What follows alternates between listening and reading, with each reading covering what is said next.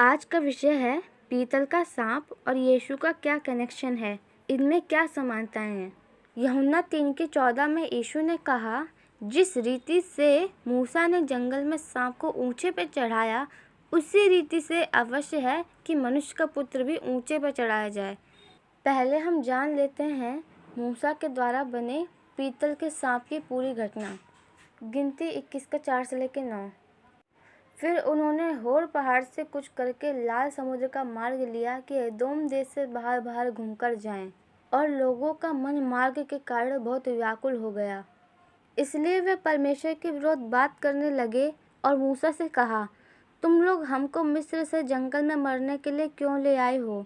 यहाँ ना तो रोटी है और न पानी, और हमारे प्राण इस निकम्मी रोटी से दुखित है।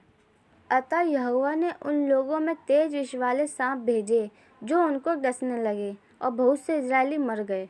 तब लोग मूसा के पास जाकर कहने लगे, हमने पाप किया है, क्योंकि हमने यहोवा के और तेरे विरोध बातें की हैं। यहोवा से प्रार्थना कर कि वह सांपों को हमसे दूर करे। तब मूसा ने उनके लिए प्रार्थना की। यहोवा ने मूसा से कहा, एक तेज विष वाले सांप की प्रतिमा बनाकर खंभे पर लटका। तब जो सांप से डसा हुआ उसको देख ले, वह जीवित बचेगा। अतः मूसा ने पीतल का एक सांप बनवा कर खंभे पर लटकाया। तब सांप के डसे हुओं में से जिसने उस पीतल के सांप की ओर देखा, वह जीवित बच गया। तो आपको मूसा के द्वारा बनाए गए पीतल के सांप की पूरी घटना मालूम हो गई है। इसलिए अब हम जान लेते हैं कि उस पीतल के सांप और यीशु का क्या कनेक्शन है और उनमें क्या समानता है। पीतल का सांप और यीशु में ये समानता है। पीतल का सांप यीशु को दर्शाता है, और पीतल के सांप को जिस खंभे पर लटकाया था, वो खंभा यीशु मसीह के क्रूस को दर्शाता है। क्योंकि जिस तरह से पीतल के सांप को खंभे पर ऊंचे पर चढ़ाया था, उसी तरह से यीशु को क्रूस पर ऊंचे पर चढ़ाया गया था। और इस बात को यीशु ने भी बताया है। यूहन्ना 3:14, जिस रीति से मूसा ने जंगल में सांप को ऊंचे पे चढ़ाया, उसी रीति से अवश्य है कि मनुष्य का पुत्र भी ऊंचे पे चढ़ाया जाए। तो अब शायद आप ये सोच रहे होंगे कि यीशु मसीह तो पवित्र थे, तो सांप जैसा अपवित्र प्राणी यीशु मसीह को कैसे दर्शा सकता है?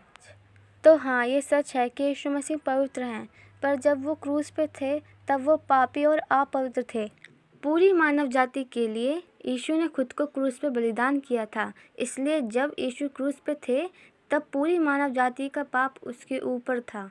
इसलिए यीशु जब क्रूस पे थे तब वो पवित्र नहीं वरन पापी थे।